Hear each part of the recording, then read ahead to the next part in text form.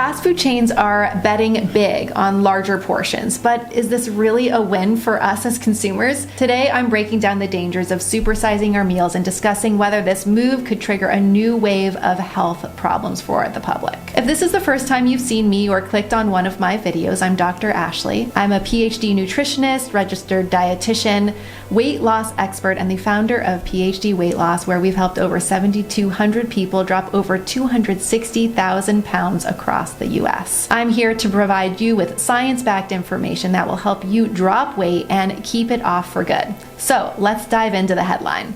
McDonald's bringing back its double Big Mac burger after a 4-year absence. 4 meat patties versus 2 on the regular Big Mac, plus extra sauce. Surveys show nearly half of consumers are fed up with so-called shrinkflation, smaller food packages for the same price.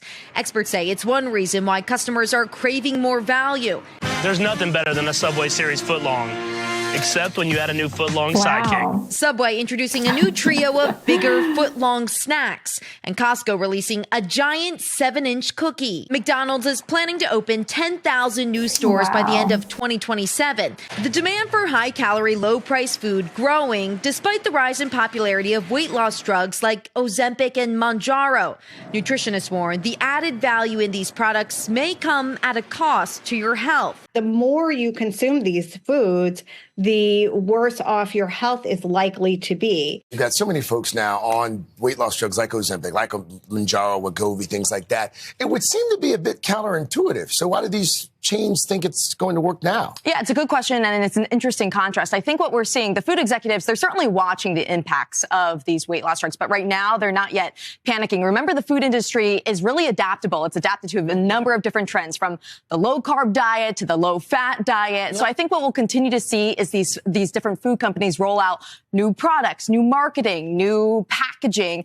And so these kinds of efforts that try to turn people's attention, and even if you aren't into the 4 patties, it'll get your attention. It'll get you talking. I like a burger just as much as the next guy. Yeah. That's Do you like 4 burgers? I was going to say, that's a lot of beef. It's actually not a lot of beef like the gentleman mentioned in this clip. But first, let's talk about the nutritional impact. You know, when we supersize our meals, we're not just getting more food, we're also consuming significantly more calories, fat, sugar, and sodium. I mean, we all know this, right? A regular Big Mac already packs around 560 calories, and a double Big Mac's closer to 700 calories. And that's before you add the fries and the soda. So larger portions can easily double or triple our recommended daily intake of these nutrients. We know that consuming large amounts of high-calorie, high-fat foods regularly can lead to obesity and heart disease and diabetes and other serious health problems. According to the CDC, more than 42% of American adults are obese, and supersizing our meals contributes directly to this statistic by promoting overconsumption.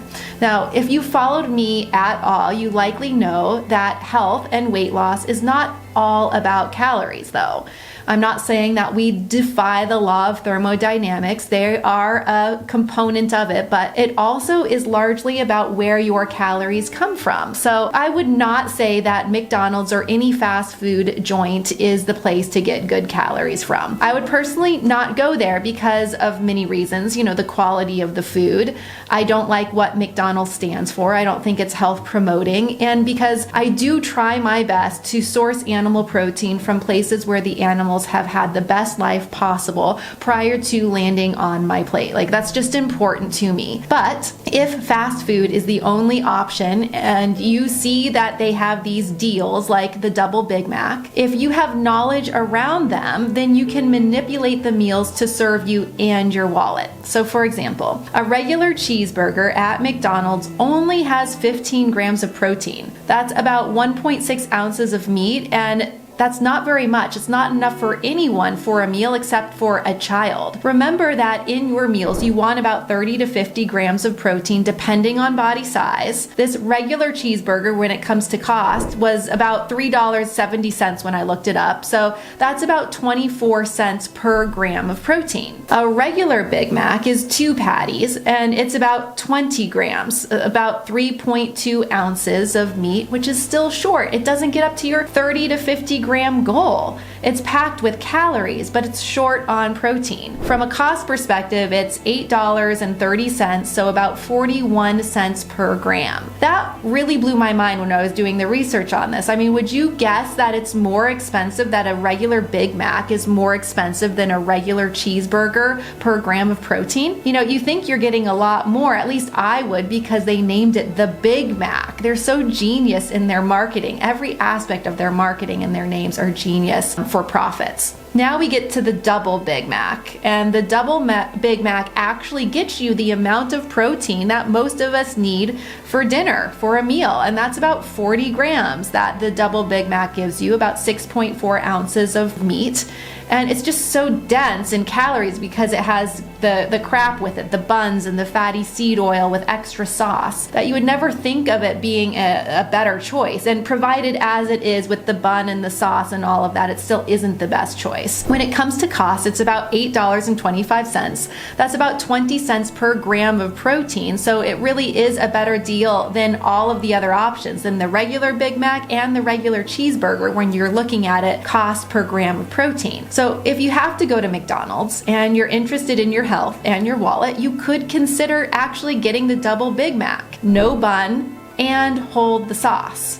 Water, no juice or pop or even chocolate milk, and no thanks to the fries. So really you're getting the beef patties and maybe a little bit of the mustard or ketchup and lettuce, and I bet it would taste pretty darn good. So in general, fast food chains push larger portions because of both economic and psychological reasons. Larger portions means higher profits. From a psychological standpoint, people perceive they're getting more value in bigger servings, feeling that they're getting more for their money, especially right now with inflation increasing so significantly. However, this perceived value usually comes at a high cost to our health. So as portions do get larger, then what can we do? Well, awareness and making informed choices, like I shared with you above, are key. Opt for smaller portions when it makes sense. Choose healthier options by dropping the sauces, getting rid of the buns, choosing salads over fries, making sure you're getting adequate protein, and being mindful of what you're eating. Many fast food chains now offer salads and healthier alternatives, although even for the healthier alternatives, you need to get in there and play detective a little bit,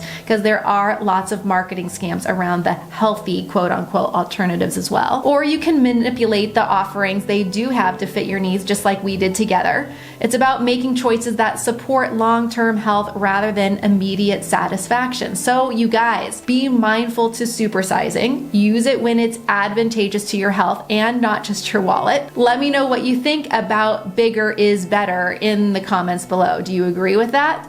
Also, as always, subscribe, share, and I'll see you next time.